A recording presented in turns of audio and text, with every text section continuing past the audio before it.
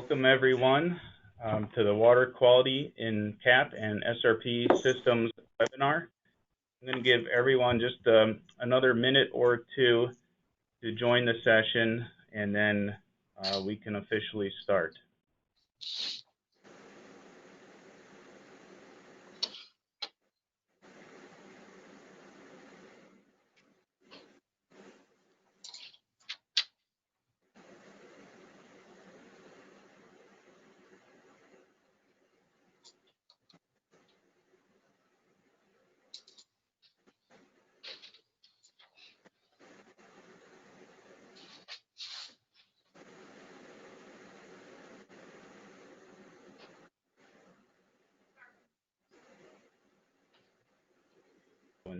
Instead of maybe just waiting in silence, I can start with a little bit of discussion. I wanted to thank everybody who will be joining us today for their interest in this topic.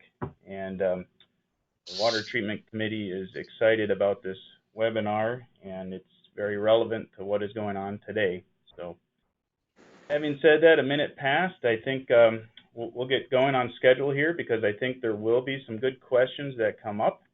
And I wanted to start with a little bit of clarity on the purpose and intent of this webinar.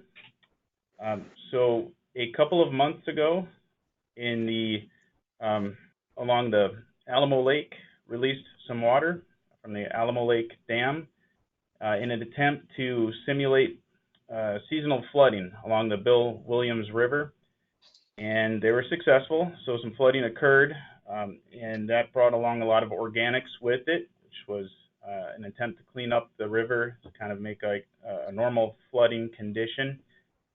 And those organics made their way down to the Bill Williams River Delta, which is very close in proximity to the CAP inlet. And of course, once it was in the canal, they made its way all the way to our water providers' water treatment plants here in the valley. And so that spurred a conversation during our Water Treatment Committee monthly meeting that we should maybe address what happened and discuss some of the things such as were these water providers, water treatment plants notified about this? What did they do to prepare or react if they weren't notified? Maybe what tools do they have in place? And then what did they do to mitigate the high TOC that they saw? But the Water Treatment Committee thought it would be beneficial to share these experiences, the lessons learned, things like that with the community, and hopefully we'll get some learning out of this session.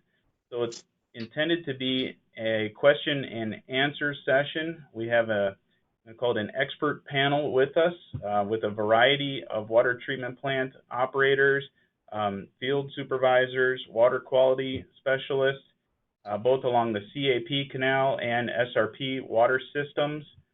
We have some current events that are happening now with SRP water systems, such as the fires, maybe causing more ash and other debris to enter their system, which we will probably see coming down the pike eventually. So this topic is very relevant, and I think we're very interested in what was done to mitigate these high TOC events, because it sounds like they're not going to go away. They'll be done in the future.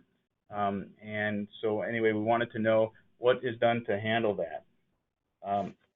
So before the panel and have everybody introduce themselves, I wanted to take care of a few administrative things first. One, there will be PDH credit hours assigned to this webinar. And then two, for questions and answers, please use the chat bar, and I will do my best to read the questions to the panel, allowing whichever panel member would like to respond to the question. Maybe multiple panel members want to respond to the question, and that's fine. We will do our best to get to all of the questions. I do have some prepared in case it takes a while to get some discussion going. And then the third thing would just be this session is being recorded, and it's being made available through the AZ Water Association website and their YouTube channel. I went to the YouTube channel just before this webinar and subscribed. It's very simple. The access is very easy. So in today's environment, having remote access to these videos and sessions is a wonderful thing, so you can view them when you want. It's nice to have some interaction and view it live, so maybe you can ask your direct question. But in the event we're unable to get all of our questions answered, or if there's questions in the future, I'm providing here, and the panel members were okay with this, their email address to be contacted if you have questions later on, if we didn't answer them or if you thought of something later. Again, this session is here to help our community understand what happened with this event that came along the Cap Canal and what was done or what can be done to help prevent it in the future, or at least to help mitigate it or control it. So having said that, I think I have most administrative things out of the way, and I'd like the panel members to introduce themselves, and then we can begin with some questions and answers.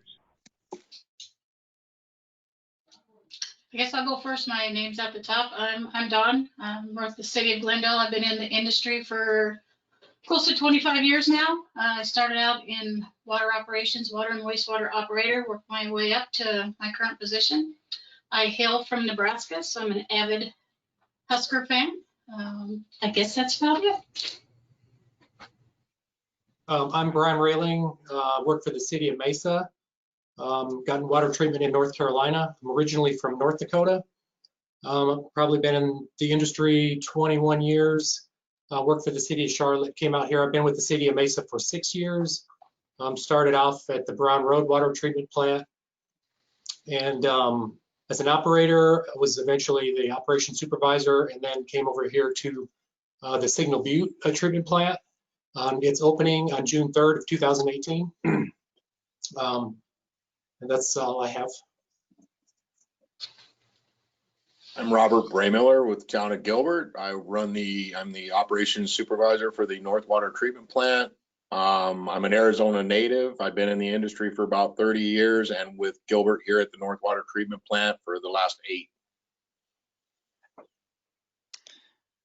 I'm Scott Johnston. I work at the Santan Vista Water Treatment Plant with the town of Gilbert. I've been here 3 years. I came from Washington State. I've been an operator for a little over 24 years. And we take our water off the CAP canal. And I'm Rebecca Hamill. I'm also with the town of Gilbert. I'm the water quality supervisor, and my group kind of handles the water from both of the water treatment plants, doing all of the drinking water testing and sampling and compliance. I've been in the industry, I think about 12 years now, 7.5 at Gilbert, doing the regulatory compliance side of things. Happy to be here.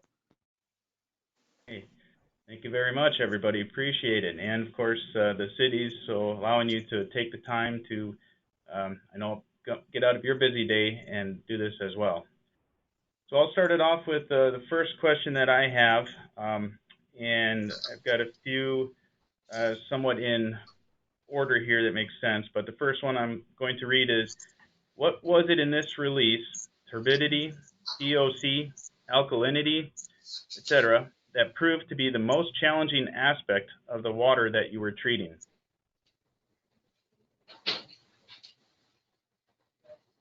I'll respond. So yeah, TOC seemed to be the biggest one that we had issues with. We did see some small elevated NTUs, but nothing really high. Alkalinity, we've seen some elevated alkalinity, but it was the TOC that I think that was most problematic for us. Anybody else? Everybody agree? Yeah, same for now. TOC was the biggest hurdle. Yeah, I'd add to that. I'd say TOC and then the byproducts of TOC. So the disinfection byproduct formation, and in the distribution system, we saw a lot of more chlorine demand where we needed to kick up the targets at the treatment plants to maintain residual out in the system. Okay. So another question, kind of follow up to that. So then, to address the TOC, describe the tools, process, ozone, GAC, sand, ballasted flock, preseds, etc., that your water treatment plant has what you normally use to treat and what you would do differently to successfully treat this latest excursion. What were the key changes made to the treatment? That's a big question. Yeah, yes. For Glendale, I think the biggest thing that helped us was to have some information ahead of time from CAP. We did partner with them to be able to grab some samples in the canal upstream, so that was the biggest thing that assisted us. And then really we were having a construction project going on at the same time, so the other part of that was we had a lot of the same water circulating in the plant. So that was one of the other things that we really dialed in on, is taking a little bit of patience to get through the process once we already had the high TOCs coming through the facility. But we use chlorine dioxide, and we're able to change our feed rates, and that assisted us quite a bit. But it took a while to get the TOCs out of the plant. So I'll give a little rundown of our two plants with the city of Mesa. The Brown Road Water Treatment Plant, 72 million gallons. It's a conventional treatment plant. They do have chlorine dioxide at the head of the plant. They have some 6 sed basins. They use powder activated carbon, which they did utilize. Sed basins, they got 18 filters. And then they use gas chlorine in the settled water or the filter influent. So their basic chemicals are chloride, alum, C308 poly, chlorine gas, and fluoride. The Signal Butte plant, we are a sand ballasted flocculation plant. We're 24 million gallon a day. We do use CO2 to adjust pH coming into the plant. We have ozone generation, sand ballasted flocculation, biological filtration. We have 6 GAC filters. We do use we have sodium hypochlorite generation, and we feed sodium hydroxide to adjust the target pH going into the system. Some of our chemicals, CO2, ozone, alum, we use a polymer A210 for our ballasted flocculation. We use a calcium thiosulfate for a captor for ozone and chlorine. We feed fluoride and sodium hypochlorite and sodium hydroxide for caustic to adjust our pH. Some of the things that we did to combat the higher TOCs, I'll start with Brown Road first. I talked to their supervisor and just got some information from him. Basically, it was just chemical adjustments. Normally they feed anywhere between 12 and 18 parts of alum. The highest that they were feeding at some points were 35 parts. So depending on how everything was coagulating, flocculating, they were adjusting their aluminum sulfate up to be able to get some good settled water. So 35 parts, they seen the highest there. They were feeding about 0.33 parts of, actually 3.3 parts. They use a polymer, a coag polymer. So 3.3 parts on that. Normally that's about between a 1 and around a 1. They did feed PAC. They started feeding PAC, which helped them.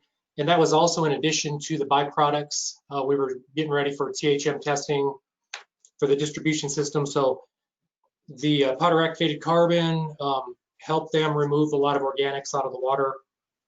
But they did feed as high as 20.5 parts of the PAC, which is pretty high. When I was there, I never seen us feed that much. That was basically some of the actions that Brown Road took, was just basically increasing chemicals to maintain their compliance measures. At Signal Butte here, basically similar, we increased chemical dosages. We were feeding up to 140 pounds per hour of CO2 to target pHs anywhere from 6.8 down to 6.3, which greatly helps our ozone system for transfer efficiency. Our ozone, we were feeding, normally we feed 2 to 2.5 parts of ozone at 10% concentration by weight. We were actually feeding 3.5 to 4.5 parts of ozone. Our coag alum, we were feeding as high as 35 parts. It as well. Ballasted flock, the A210, we normally feed around 0.1 to a 0.14, and we were feeding 0.33, some of the higher doses. We also have a filtrate alum, which normally we feed 1.5 parts of filtrate alum under normal operations, and that was all the way up anywhere from 3.3 to 4 parts. Filter run hours, they were as low as 32. They averaged about 40 hours run hours, so we didn't really see a significant impact on our filter run hours. So that was good. But other than that, again, and this was during the time that we were getting ready to test for byproducts, THM. So we were trying to mitigate any THM production with the TOCs in this. So it helped us at this plant due to the ozone and the biological filtration. So we had really good numbers coming out of this plant, which helped the city. But other than that, mostly it was just increased. Now the operators did have to stay on their toes because of the TOCs kind of came in waves. So at one point it could be, I'll give you some numbers on it. The highest NTUs we saw were around 15 TOCs, which normally were at 2.5 to 3 parts of TOC on the raw. It was as high as 6 to 6.5. Alkalinity normally is around 130. We were seeing it up around 155. And then pH, generally we see 8.2, 8.3. We were up 8.5. So the TOC was a big one. And the ozone helped our plant to mitigate any of the byproduct formation, which was good. So that's pretty much, that's how we handled it. Like I said, the operators had to really watch closely because the TOC could go from 6 down to 4. So they were constantly adjusting chemicals up and down. So we weren't overfeeding chemicals as well. So that's pretty much how we handled it. If anybody has any questions, they feel free to ask. Oh, thank you, Brian. Appreciate that. So I appreciate you gave our normal doses, what you're normally doing, and then what you were dosing during this event to kind of give us an idea, a scale of how much of an increase this was in TOC coming. Have you ever, or any of you ever experienced the TOC levels this high before in the CAP canal? I've only been with the city for 6 years, so it's the highest that I have seen it. I think I've seen it elevated in the time that I've been here, maybe in the 4, maybe up to the high 4 range. So I've never seen it, in the 6 or 6 plus range. So it is the highest I've seen it since I've been with the city. I know for my experiences here with Glendale and with the city of Peoria that really we haven't analyzed TOC quite as much as we do now. So I think the history is a little bit lost on, concentrations that we may have faced in the past when they've had such releases or some other issues in the lakes. Appreciate that. And it has a big cost impact as well on operations. Obviously, if you're starting to, increase by 50% or even threefold your chemical delivery for an extended period of time, now your costs are going up, your solids handling is going up. It has a huge impact on the complete water treatment plant. And so all those plants that we just discussed, correct me if I'm wrong, but they were all CAP water? Yes. Okay. Yes, our plants are CAP. Okay, so we do want to talk a little bit about the SRP water system as well, but before we get into that, I guess I wanted to address a few of the questions maybe that would help with notifications of these events that are coming, because it sounds like these will be, I don't know if they'll be annual or every other year, every 5 years, or exactly what the plan is, but I'd imagine CAP will hopefully keep you informed of that. One question was, how is CAP and SRP bringing attention to significant water quality changes when they occur?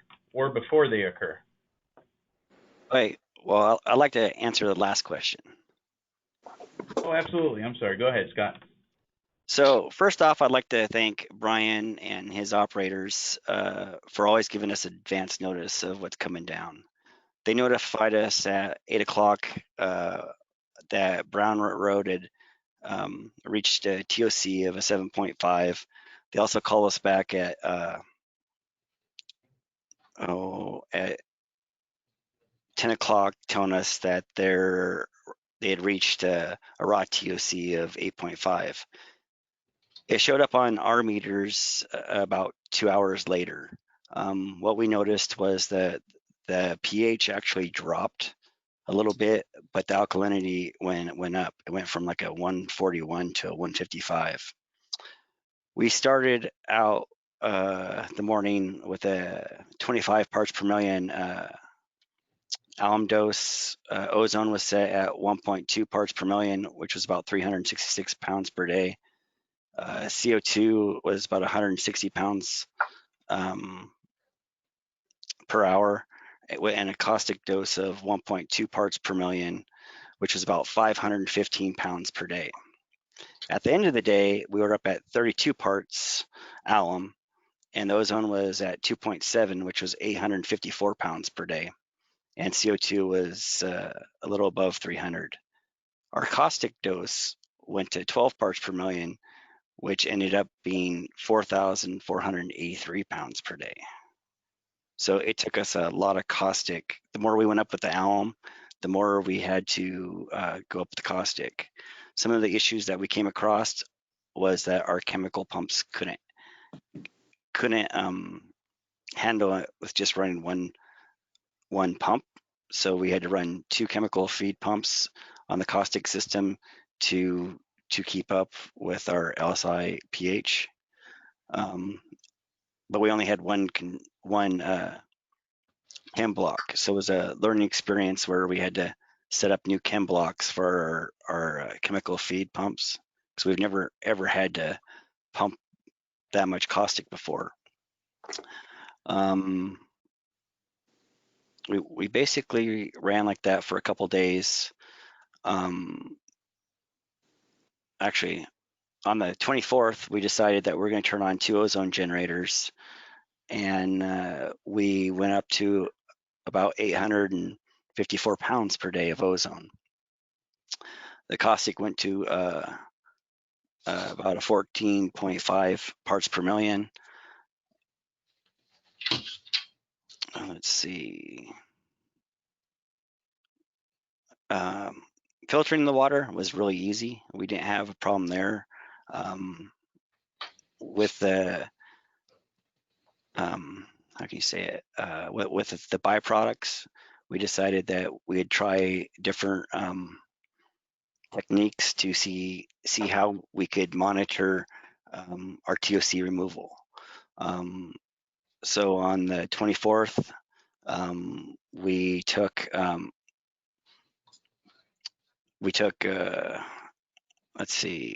alum to 39 parts, and we were removing anywhere from 25 to 39% of the TOC coming in the plant. We went to 41 parts, and we achieved a 27 to 41% removal. We went to 48 parts alum, and we achieved between 38 and 42% removal. We also went to 54 parts, and we hit the high 48 to 53 parts removal as a test to see how much we could actually remove and what the cost was. One of the biggest issues that we had is the amount of solids we got from doing this.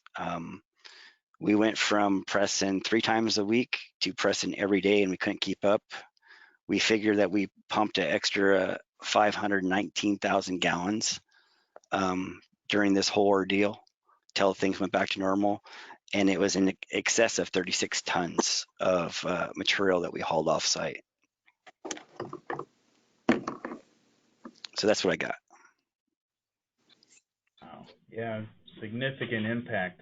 So I appreciate the summary on that for maybe nerds like myself, it's pretty interesting information, so I like it, and I'm glad this is being recorded as well, so I can maybe go back to and look at some of those numbers and see that impact as well, and kind of review that. But appreciate the update there. So, if anything else anybody wants to add on that topic?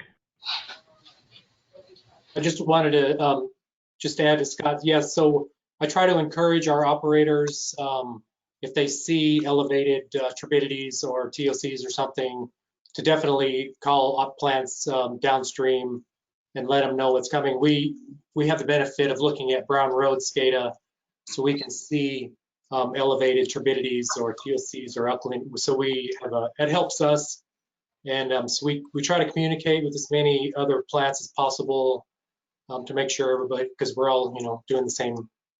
We have all the same goals and on the same mission. So we try to help out as much as we can. So if anybody, feel free to call operations if you have any questions, and we'll do the same. That's great. I appreciate that. So, so I guess Scott, you had mentioned there were a few, say, chemicals that you were feeding kind of beyond the normal capacity of a single chemical pump, and so now you started bringing a second pump online, which is beyond normal operations. Did you have somewhat of an emergency plan in place to be able to do that? Is it something you said, well, we need to adjust the pH, we need to bring it down, we need to add more chemical here, we have to at least give this a try? Do you mind, I guess, elaborating a little bit on that? Well, basically, for the first night, we had to put the pumps in hand, and then by the next morning, we had SCADA reprogrammed, so there was a chem block for each chemical pump, so it all run in auto. But yeah, we've never even been close to it before. Okay, that brings up a question, I guess, kind of back to maybe the notifications or things like that. But before we kind of get into that, I guess I'm curious to know, did CAP give you an idea if this is going to happen or how frequently an event like this will happen? It sounds like maybe this is the first one in maybe forever of the Alamo Lake releasing water, so maybe it's the worst situation, but do they anticipate more of these events occurring in the future? So we were notified yesterday that Alamo opened back up Monday, and they're going to be open at 300 CFM or CFS for all the way to the end of July, with a week break during the 4th of July. And there was no real... Go ahead. There's no notice to CAP that the Corps was doing this, so they had an emergency meeting yesterday about it, trying to let us all know, and they still haven't. They say maintenance or for some reason. Okay. So the U.S. Army Corps of Engineers were the ones who, or maybe Bureau of Reclamation, were the ones who issued the release of the water from the dam? Yes. Yeah, it has to do with, I believe, with lake levels. They have to get the water out. So I think, yeah, they started releasing, and they're going to release for a day, and then the end of this month they're going to release again for a week, and then I believe they're going to all the way, like Scott said, all the way into the first week of July. They'll be releasing up to like 325 SCF. Okay. So when would you expect to see high TOC again if they start, towards next week? In their email, they said they didn't expect to have, like they said, originally they said they didn't think it was going to impact. So again, they said they thought it would be a small impact. So I'm not sure the exact time period it'll take to reach us, but we kind of monitor Brown Road and then plants upstream and try to get some information on them exactly when it's coming to us. I believe during the last event, it was approximately 10 days before it got to us. 10 days. Okay, yeah, it'll be nice to track it this time, right? To see when they released it, and I guess hopefully it'll be less significant than the first one that maybe we weren't quite prepared for. But it's nice to know that it's coming, right? And then right, like and the prior one, the rate of flow had a huge impact as well. They started out slow, but they really cranked it up after a period of time, and that's really what caused the biggest problem was the amount of volume that was coming through with the high TOCs. Was it 300 CFS that last release? It was much higher than that. I have to look up the history and see what it was, but okay, it was significantly higher. Okay. I believe it was over 1,000. yeah, it was. It's pretty high. Yeah, it is pretty high. Okay. And this is coming off the bottom of the dam. Coming off, yeah. So it's got some nice sediment in it and like that, and then of course cleans off all everything along the river shed as well, I guess, right, or river banks anyway, and right into the intake. So, yep. I guess as far as notification, so how is CAP preparing for water quality changes? I guess what are the water quality issues surrounding the proposed? No, sorry, that's not the one I wanted to read either. So I wanted to know, how is CAP and SRP bringing attention to significant water quality changes when they occur or before they occur?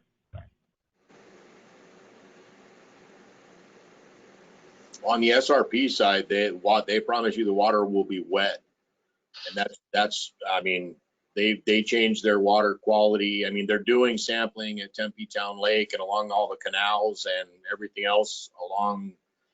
We do have sensors set up through SRP along the canal all the way up to Sycamore Creek on the SRP side.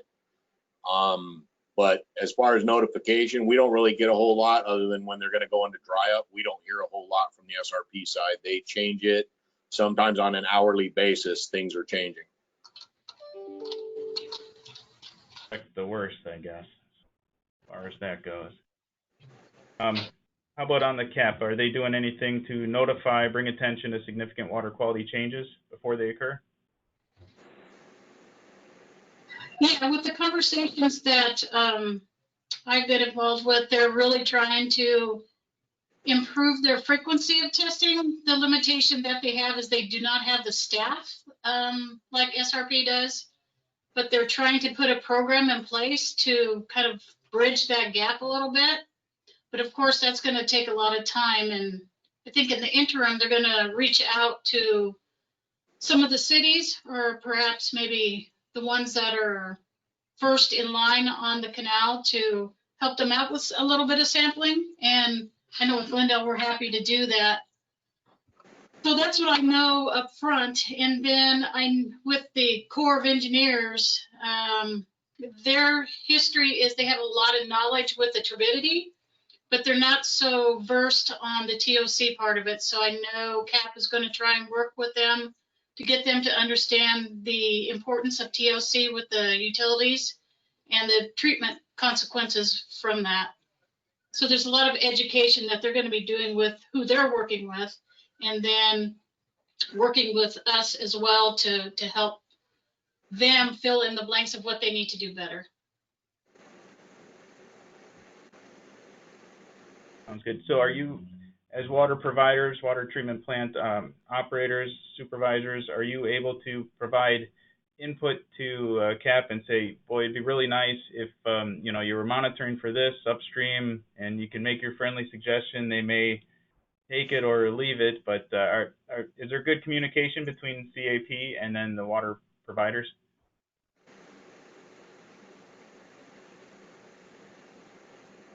I think it's been, I can take this one. I think it's been very limited up to this point, but we really haven't seen anything this tough for a long time. And there's been some new faces change at CAP, and I think they understand differently than some of the other faces in the past. And I think that communication is going to continue to improve from, the previous event, and then all the input that all the city's been giving them. I know from my experience that they've been asking for data and input, and they've been very receptive, and they get back to you. They want to have those conversations. They want to hear from the stakeholders so they can really do better on their part. Okay. We'll talk about the water source a little more and then get back into some of the treatment. But from the SRP perspective, it sounds like they will promise you it'll be wet, so that's good. I know with the fires that have been going on lately, with the bushfire in particular, it seems to be right in the area of the watershed, and I know previous fires had a big impact on water quality. Are you anticipating an impact from these fires, this fire season, on water quality from what you'll see in the SRP water system? Rebecca? And anticipating, I mean, it really depends on a combination of things. I mean, where the fires are burning in combination with our monsoon season and where areas of runoff occur, and then the nature of that runoff, where if we have a really fast event that dumps a lot of water and we get a lot of runoff versus a slower event, it just kind of soaks in, we may or may not see the impacts of it there. But yeah, that's up to nature. I guess we're at the whims of nature and the water source on that one. We are monitoring it very closely to watch the watersheds, and I know that their SRP has been putting sensors as well as taking samples at the lakes to identify the fire retardants and everything else. In 2005, with Rodeo Chedeschi, the North Water Treatment Plant had turbidities in excess of 5,000 NTU, I believe. And how do you take pink out of the water when it's coming down the canal and there's nowhere else for it to go? It did shut the plant down for a period of time while the staff here then were able to figure out a way to continue treating water at a much lower rate and with the chemicals and everything else. So it was a learning curve in which we still have a lot of that staff who's moved up in the ranks, but they're still here. So we're monitoring very closely and being very cautious with what we're doing. Wow, that's remarkable. 5,000 NTU, it just can't even comprehend that. I would imagine, does the city shift to maybe some groundwater at that point? Like you said, you slowed down the North Water Treatment Plant as much as you could. So then there's a shift in groundwater, which brings up another fun complexity of intermingling, I guess, groundwater and surface treated water. Yeah, from the North Water Treatment Plant, we also we control the distribution system as well. And excuse me, we've got a multitude of wells that are available, and SRP has some 30 wells along the canal system, which they can help us blend it down to help with water quality coming down. Sometimes it's good, sometimes it's bad, but we try to utilize as much surface water as possible and revert to we try to get to 75% groundwater, 25%, or yeah, backwards, 75% surface, 25% groundwater. But in instances like that, we will revert to, because we don't want to send out poor quality water to our customers. That's a fun challenge, and I didn't think about the fire retardant aspect as well. I was just thinking about maybe the ash or soot that's falling in there. So that's, I guess, if you have enough sensing or sampling, a little bit of notice, that can help you divert water or change up your plan like you were talking about in preparation of that. But still, an amazing challenge to deal with.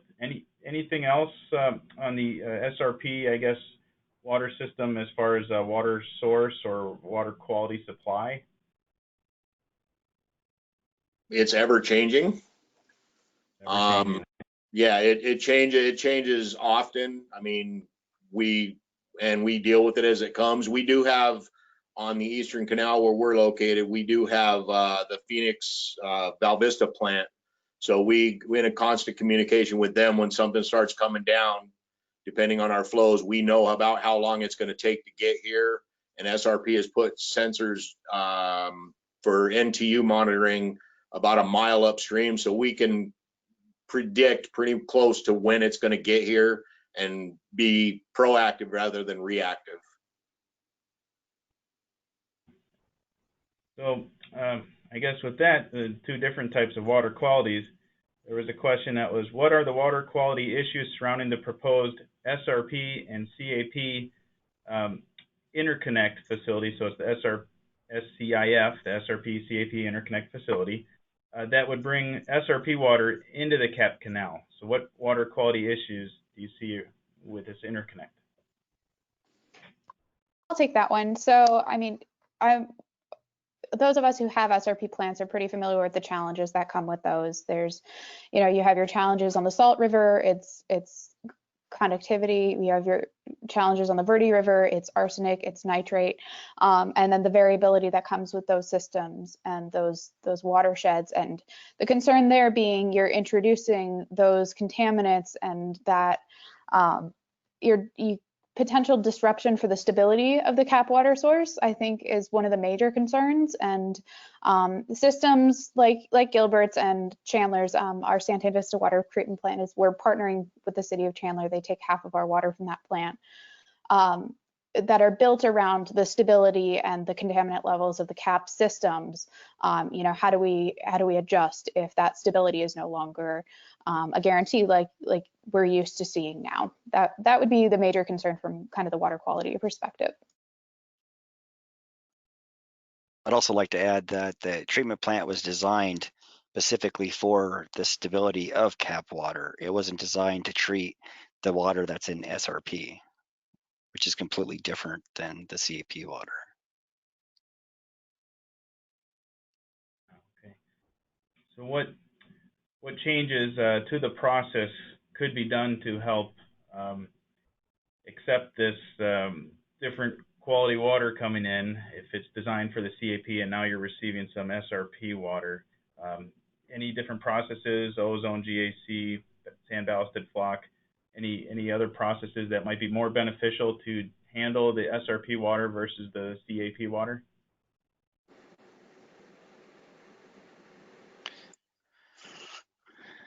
I think for me, at the plant here, the plant's designed to treat low TOC water. It's not designed to treat high TOC water. So something would have to change if that was to happen.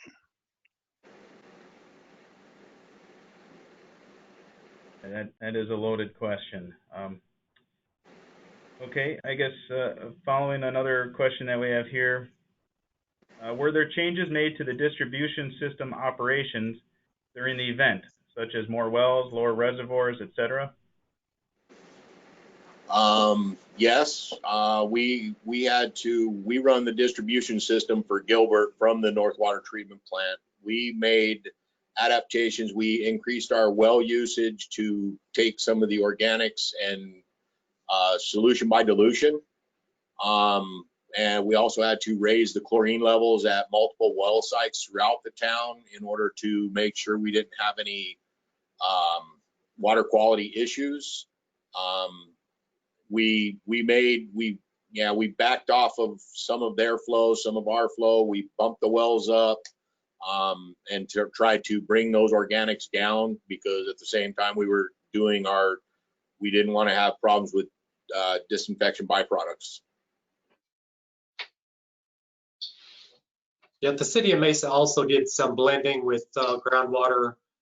So they ran wells for the blending to assist in the lower byproduct formation. Our strategy was to minimize the water age in the system as much as possible.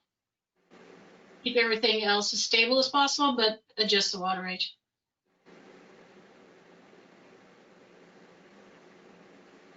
Strategies. So with what you know now, what parts of your existing water treatment plant process would you change or add if you could to make compliance or production easier or more robust?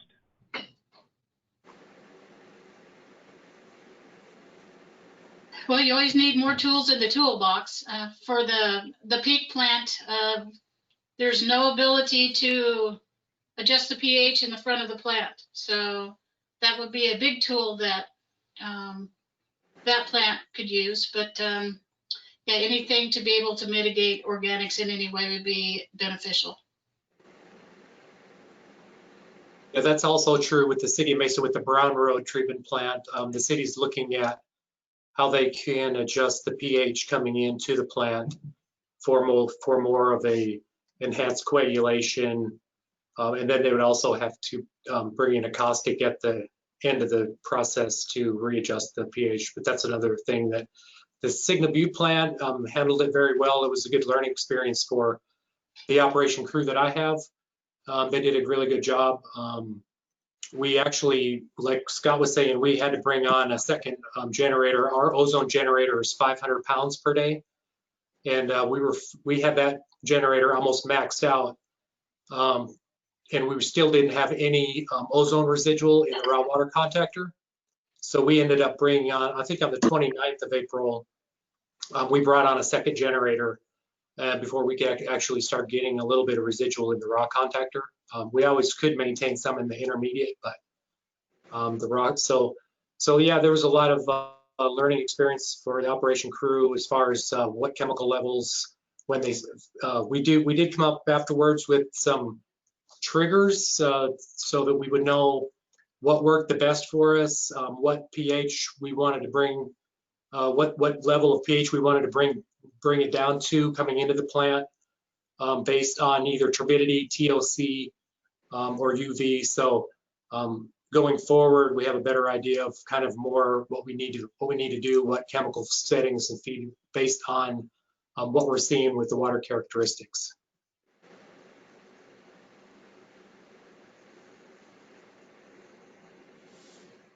Okay, very good. I'm looking to see if I don't see too many questions on the chat window.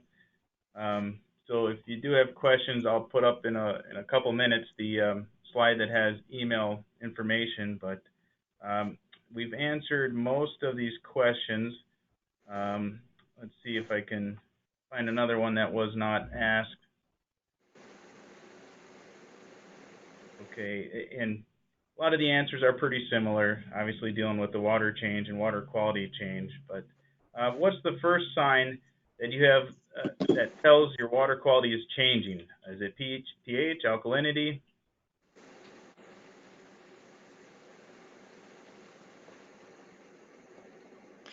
I guess I'll go first. For us, we watch a bunch of parameters. We watch turbidity, pH. We also watch the raw TOC and the TOC that's leaving our plant. It's constantly monitored, and we look at it as a big picture and see how everything moves back and forth. Okay. Let's see. So I have some questions in the chat window here, so I'm going to see if I can get a hold of those.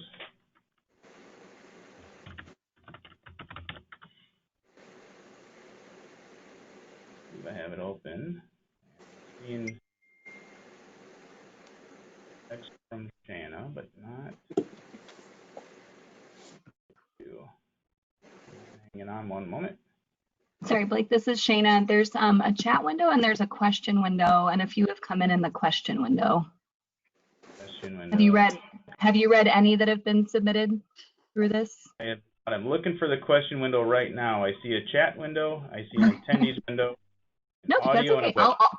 I'll read it. Yeah, if you can't find it, I'm guessing you haven't read these. Sorry, I can't tell how different these are from what you read, and they're a little tough to read. If everyone could bear with us. Sorry, we're just checking something on the.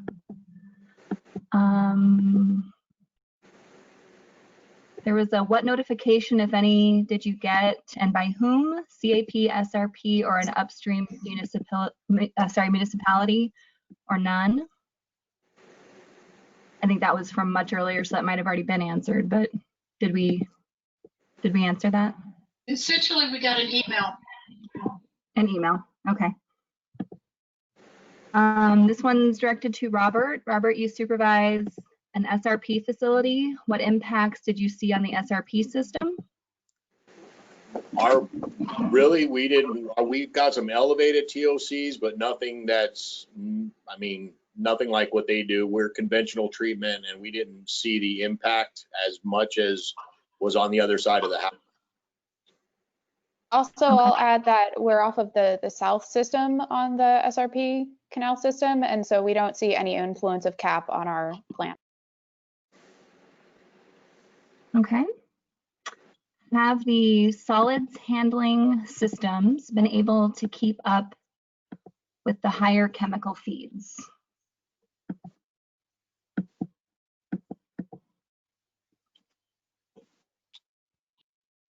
We were able to keep up. You just went from 3 days to 5 days a week running the belt press.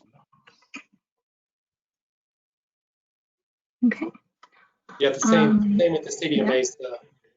We didn't have any problems keeping up, but it was there was a lot more production of solids.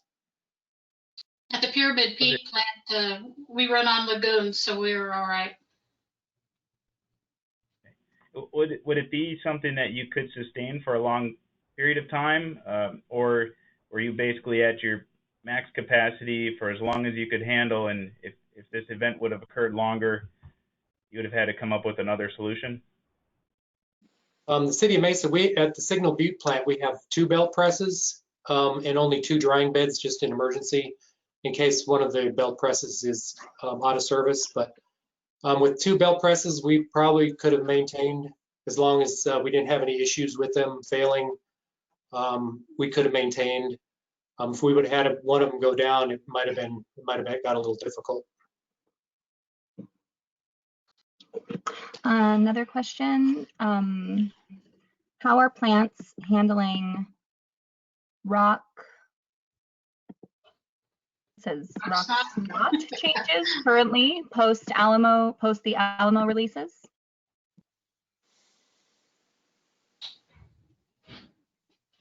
No trouble so far. No trouble so far? We have no troubles either. We're seeing it come out in our new screens. We went out and looked at the Cap Canal today, and you could see it, but it was down towards the middle. It wasn't in big sheets like it was before. Yeah, same with the city of Mesa. We haven't seen any major issues with it. Here at Signal Butte, we've had CO2 strainers get stopped up a little quicker than normal. Okay. I think this one's for Brian also. How many compliance TTHM sites does Mesa have, and are they needing to adjust due to population, as is Gilbert? Oh, that I don't know exactly how many sites they measure or test. I don't have that information, and I don't know if the population's gotten big enough if they have to add more. But I know the numbers look good when we did take our last sampling. So the Signal Butte plant does a great job. I think our EPDS THMs coming out of this plant were like 11, 80 parts per billion is the MCL, and we were putting out like 11 out of this plant. So this plant had done a really good job, but I don't know about how many sites or how many samples the city pulls. Can I ask what Mesa's population is right now? I can Google that. Yeah, just curious. I'm not sure that either right at the moment. So I think the question was asking, so Gilbert's about to hit that 250,000 population trigger, and we have to go from our 8 current compliant sites to 12 sites. And what was the population? 250,000 is the trigger. Okay. I'm not sure what the trigger after that is. So yeah, so I know things are going to be adjusted with the new census, but Mesa is at 508,000 as of 2018. Yes. Yeah, that sounds right. And it seems like we'd have almost double that as far as sampling THM samples. It seems like it's around, it's up around 20, I thought. There was quite a few. Another question, turbidity and TOC seem to be the most important parameters resulting from Alamo releases. Are there any other parameters that CAP or the Corps can measure that will help you in your treatment processes? Alkalinity and conductivity.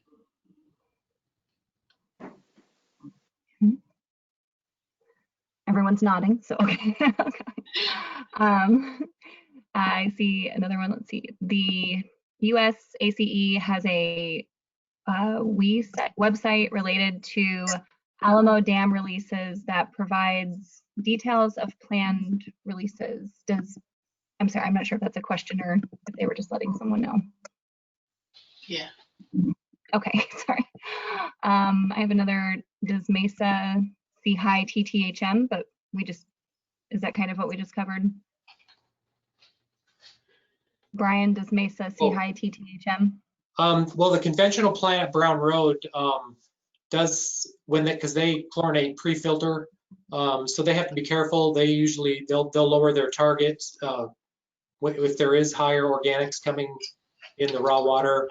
They'll target a lower chlorine residual in the reservoir, and then they'll just trim up as needed going into the system. But they don't have the ability, again, for any type of enhanced coagulation. So generally, if there's higher, they'll try to bring the reservoir down and water storage, try to keep less water storage and less water. The groundwater in the Signal Butte plant, they can ramp us up and push more water into the system to help in case there is higher organics coming in the CAP. Okay. On the CAP system, a couple summers ago, there were issues with rock snot, so we're on that again. And I saw stringy materials in the SRP last few weeks. Have you experienced that this year? So that's kind of a repeat. Did we cover that, or did anyone have any more for that? No, I think we covered that. All right. Any other DBPs affected, monitored with chemical increased that created concerns?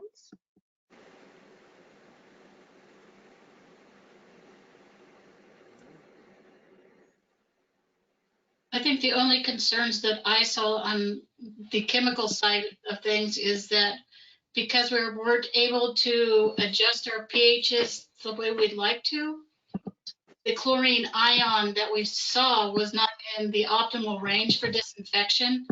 So that caused a little bit of increase in TTHMs, DBPs.